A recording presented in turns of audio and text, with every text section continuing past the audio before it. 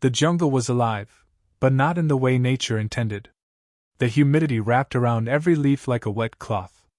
Trees loomed high, bark streaked with green algae, and something, or someone, moved beneath the canopy. Varleth Cray crouched over the soft soil, two clawed fingers tracing a faint impression. The mark was deliberate. Human boots. Recent. His nostrils flared. "She's close," he growled in Zarthani. One of his scouts, a young blood named Tranich, shifted nervously. "If she was a settler, why the track discipline? Why circle back?" Cray's mandibles twitched. "Because this is no settler." Above them, hidden behind layers of foliage and silence, Sergeant Major Alara Voss watched. She held her breath, one hand resting on the moss-coated barrel of her slug rifle. Her fingers didn't twitch. She'd been still for 6 hours. She counted 5. 4 armed with plasma spears, 1 lugging a thermoscope. They moved like warriors. Confident. Overconfident. She whispered into her collar mic, voice low and mechanical. 5 targets. Pattern consistent. Sector 9 trap active. There was no reply. No one left to respond. Alara leaned back, inch by inch, not a leaf disturbed. She reached her pack and pulled a thin filament from a side pouch, monowire, nearly invisible, sharp enough to sever bone. She unspooled it silently, and descended the tree using vine-lace branches. Down below, Tranich stepped forward, pointing his scanner toward a hollow. "She went this way.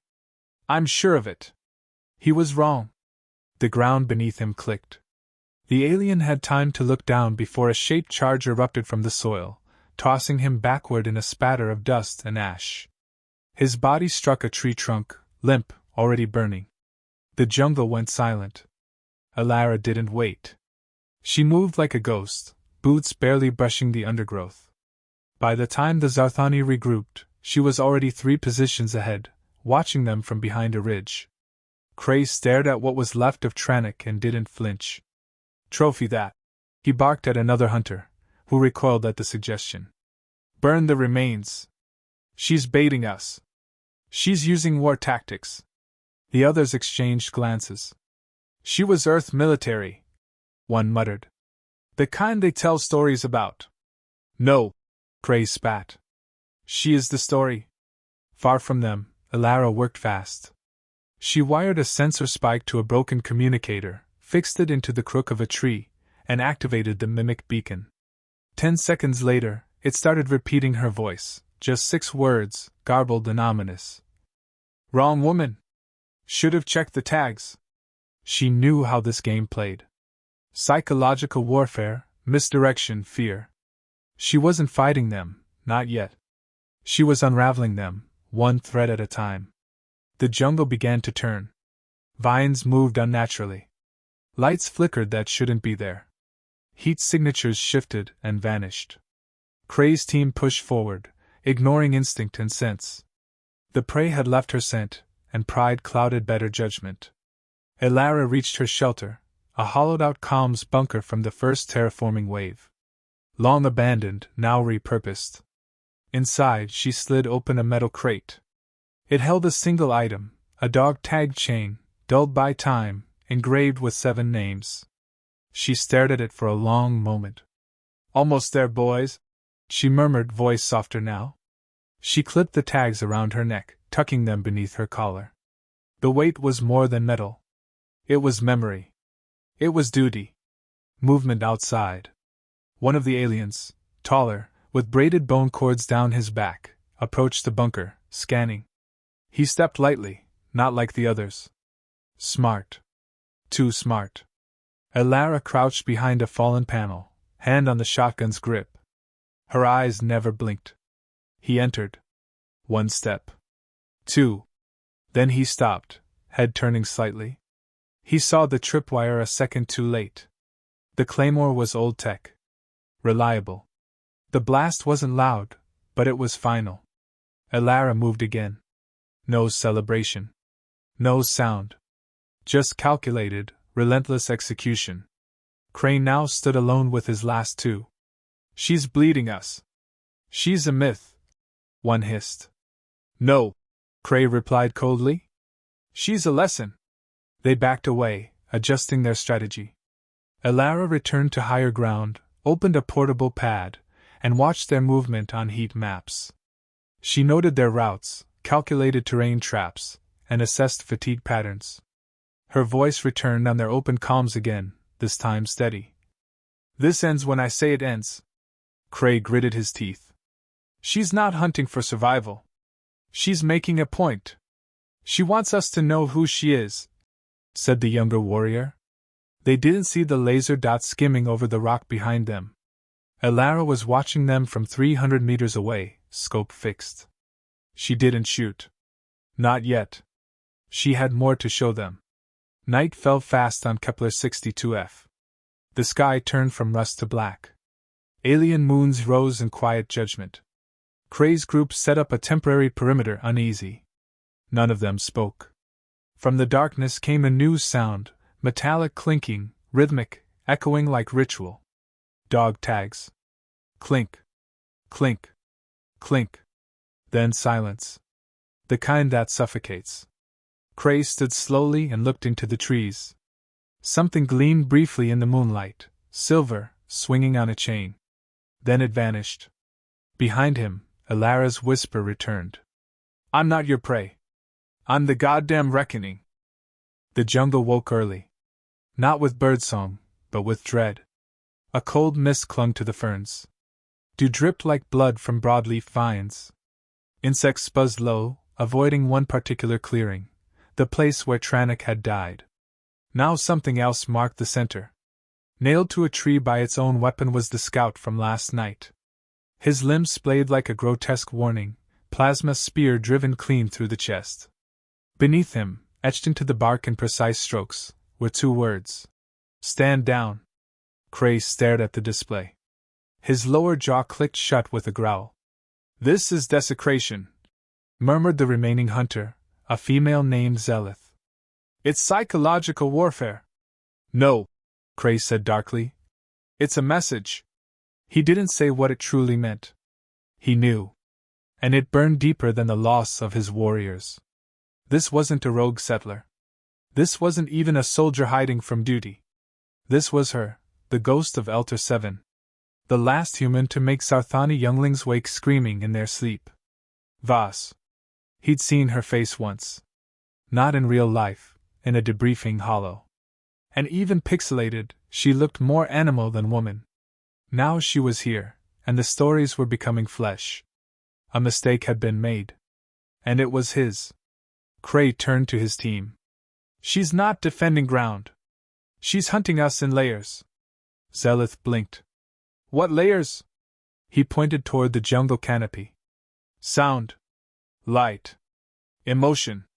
She's cutting our nerves one at a time. Zelith looked uneasy.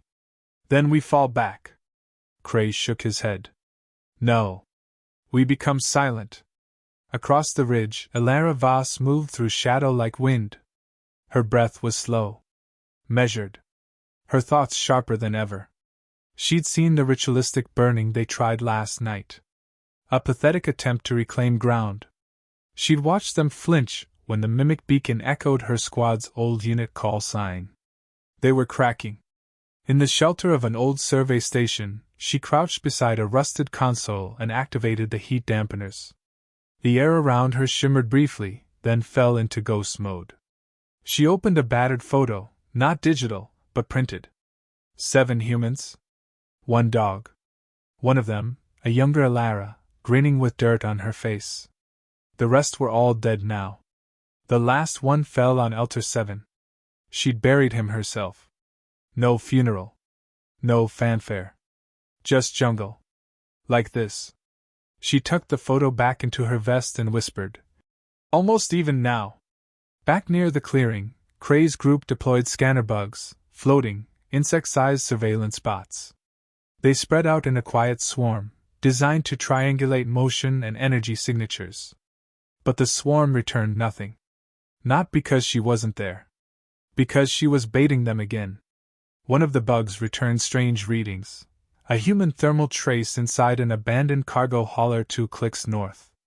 She's exposed, Zealot said. Too exposed. Cray didn't respond. He just nodded once. They moved. Inside the cargo hauler, something breathed, faint heat, weak pulse. Voss's body signature, if you trusted the scan. When they entered, there was no sound. The lights were dim, flickering on emergency reserves. An exosuit hung in the back corner, its shadow stretched unnaturally wide. The lead hunter approached it. Plasma rifle raised. He pulled the visor open. A thermal decoy fell out, hissing and releasing a burst of carbon steam. By the time he turned, Elara was behind him. She didn't waste a shot. The slug entered the back of his skull and exited through the eye socket. One shot. No time to scream. Zealot wheeled around, but the dust from the thermal burst blurred her vision. She fired wildly, too high. Elara moved low, fast, and tackled her with a brutal shoulder slam. They hit the ground hard. Zealot was trained. She tried to use her mandibles to strike. Elara jammed her knife into the joint under Zealot's left arm and twisted until the alien shrieked. "You're not the one I want," Elara growled. She pressed the barrel to Zealot's cheek, then stopped. "Not yet. Run!" she hissed instead. Zealot scrambled away, limping, half in shock. Behind her, Elara disappeared again. Cray arrived moments later, stepping over the corpse of his hunter. Zealot was on one knee. "She spared me." He narrowed his eyes. "No. She let you live." Back at the hideout, Elara cleaned the knife silently. Blood, purple and thick, slid off into the damp soil.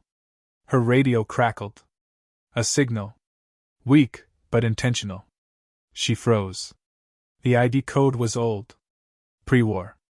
Buried in a frequency only Earth's Spec Ops used, and only for the dead.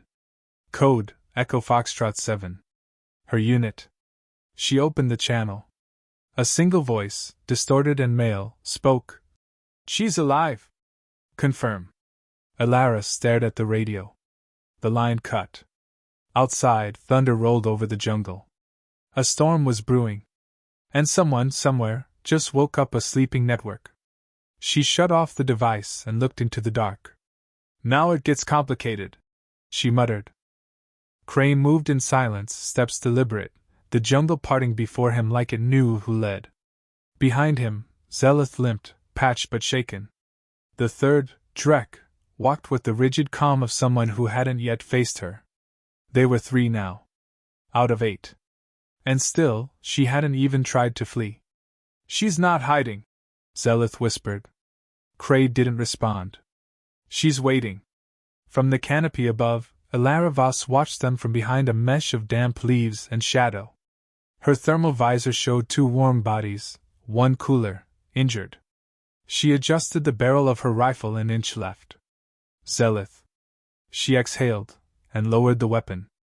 Killing was easy. But she didn't want silence. She wanted recognition. She wanted them to see. Elara tapped a small black detonator hanging from her vest. 2 clicks. A half-kilometer away, an old terraformer module erupted in flame, a deafening blast that turned the sky orange and the ground to shaking dust. Cray snapped around. "She's hurting us." Elara was already on the move. Branch to branch. She dropped into a crouch behind a fallen tree near a dry streambed. She pulled a beacon from her pouch and flicked it on, then placed it beside a torn piece of her old uniform. The one with the Earth insignia. She moved again. The bait was set.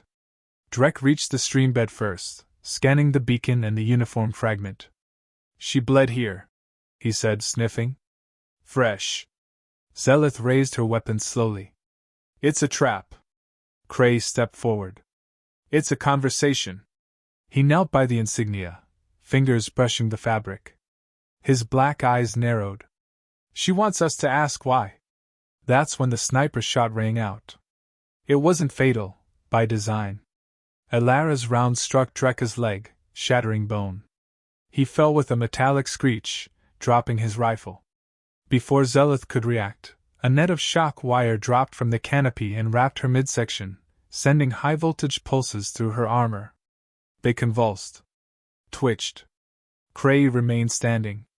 Because Elara let him. Her voice came through the trees, projected from 6 different angles, layered and echoing. I was 17 when your kind glassed outpost Jericho. Cray turned slowly, scanning.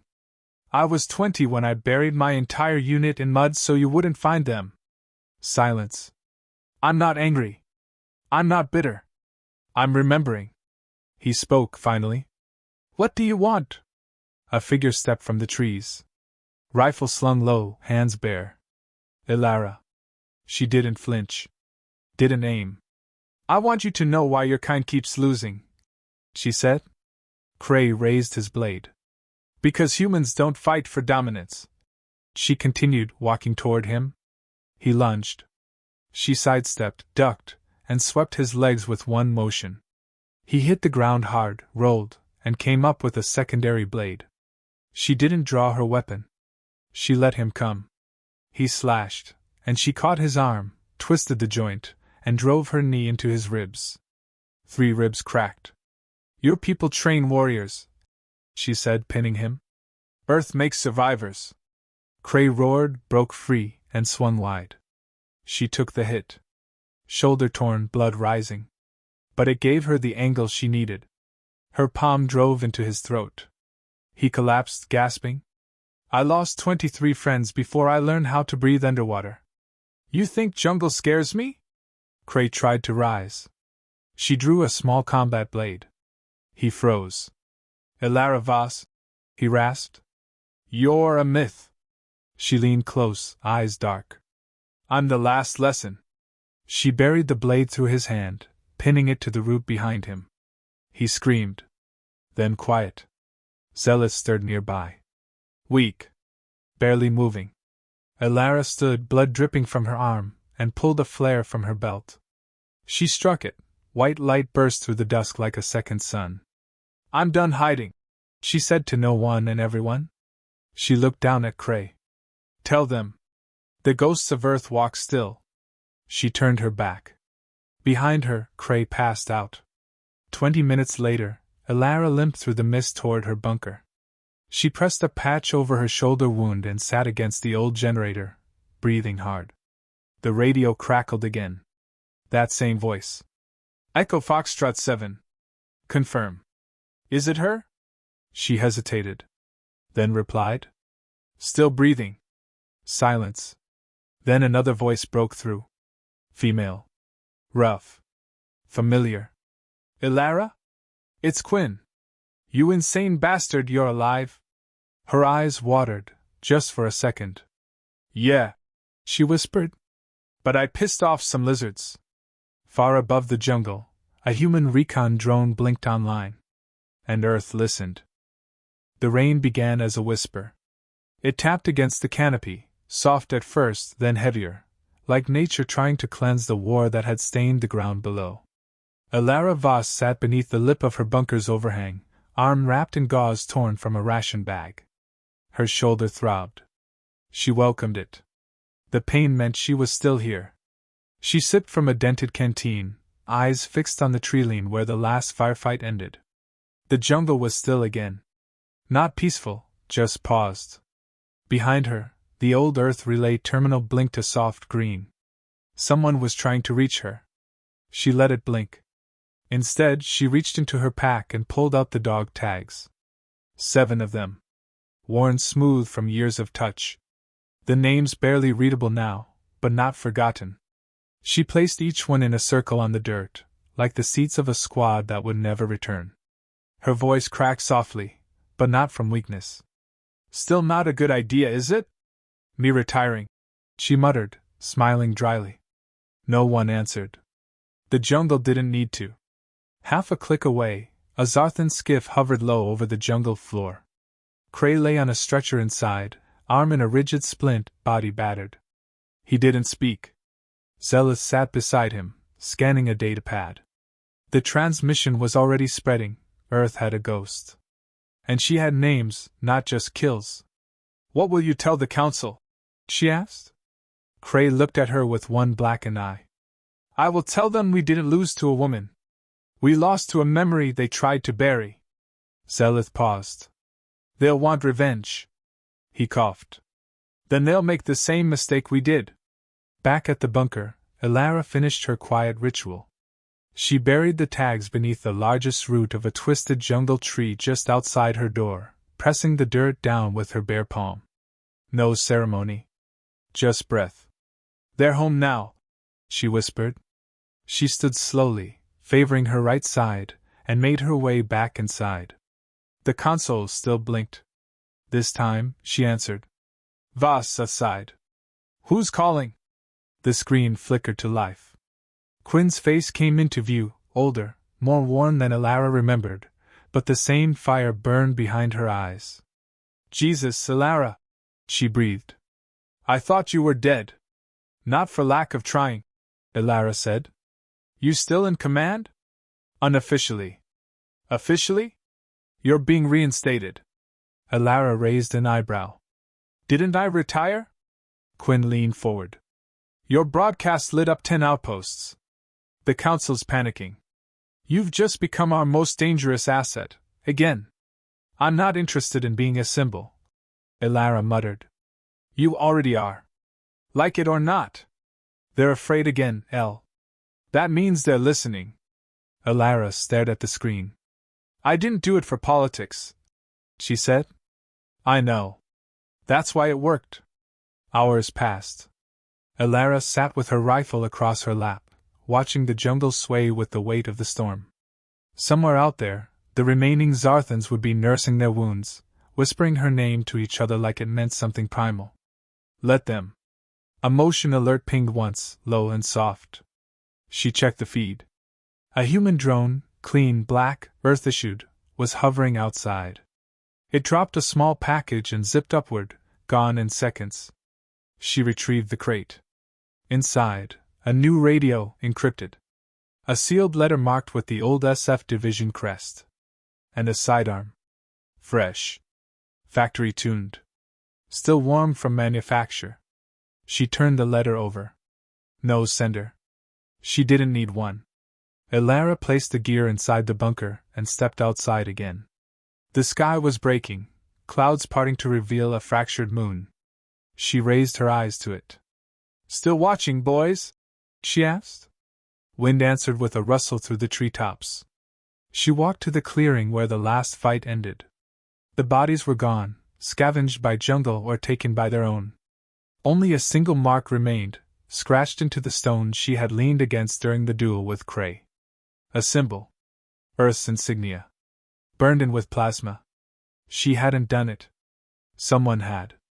A message, the galaxy now remembered. She didn't smile. But she stood taller. At dawn, she activated the new radio. Vas. You said I'm reinstated. You got orders? Quinn's voice crackled back, amused. Not yet. But we've got eyes on 10 systems seeing activity. Your name's already a problem for them. And you want me to be more than that. Yeah. I want you to be the thing they warn their hunters about. Elara looked at the jungle one last time. Then back to the bunker. No more hiding, she said. Good. Welcome back, soldier. The line went dead. She packed her gear. Resealed the bunker. Took only what she needed. As she vanished into the brush, the jungle swallowed her whole, again. But this time, it didn't feel like a grave. It felt like a mission. They hunted a woman.